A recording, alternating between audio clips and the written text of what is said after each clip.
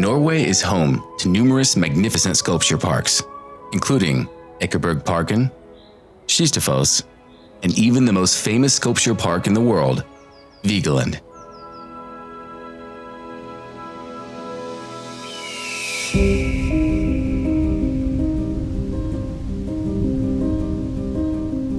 But 8,500 kilometers away, near California's Death Valley, stands a sculpture park unlike any other.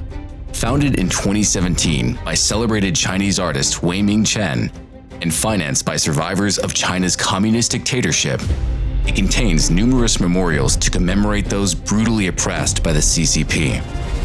The park contains the world's largest monument to the 1989 Tiananmen massacre, a giant stainless steel 64, which marks the date June 4th, when the massacre took place.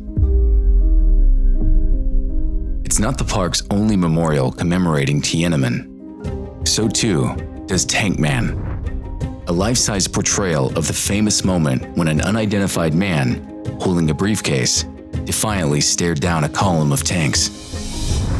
In June of 2021, Chen added the most provocative piece yet to the park. CCP Virus depicted Chinese Communist Party chief Xi Jinping's head as a giant coronavirus molecule. The park's intention was to powerfully communicate the origin of the virus, its preventable spread, and the criminal negligence of the Chinese dictator.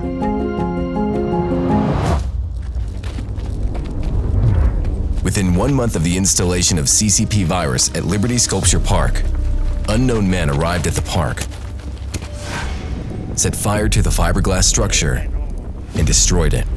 This outrageous crime was one of many acts of vandalism the park has endured since its founding, but never an attack so blatant that the smoke from the artwork could be seen for miles. After the destruction of CCP Virus, Liberty Sculpture Park's founder invited the Human Rights Foundation to become formally involved, and after a visit to their park, HRF's Art and Protest program agreed to sponsor the creation of a new version of CCP Virus, this time made of indestructible steel. HRF told the artist at the time that we had a firm belief that the vandalism had been ordered directly by China's dictatorship. Targeting political dissidents here in the U.S. Charging 5 people with stalking, harassing, and spying on Chinese dissidents living in America. Just weeks after HRF's visit to the park, the Department of Justice of the United States government revealed the existence of a Chinese government spy ring involved in efforts to stalk, harass, and spy on Chinese-born dissidents living in America. The order from the CCP agents, in their words, was destroy all sculptures and things that are not good to our leaders. They installed a camera to spy on this artist. The agents also tried to bribe an IRS employee to obtain Chen's tax returns. Their ultimate objective? To totally get rid of him. Consider that if a single art sculpture in the middle of the California desert is so threatening to the dictatorship of China that they have to engage in espionage and arson, imagine the sheer power of art and what could be done if there were memorials to the crimes of the Chinese regime all over the world.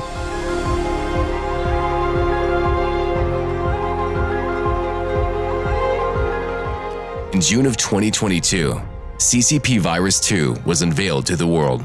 This sculpture park is such an inspiration to so many people around the world. But here, clearly the winds of freedom are blowing.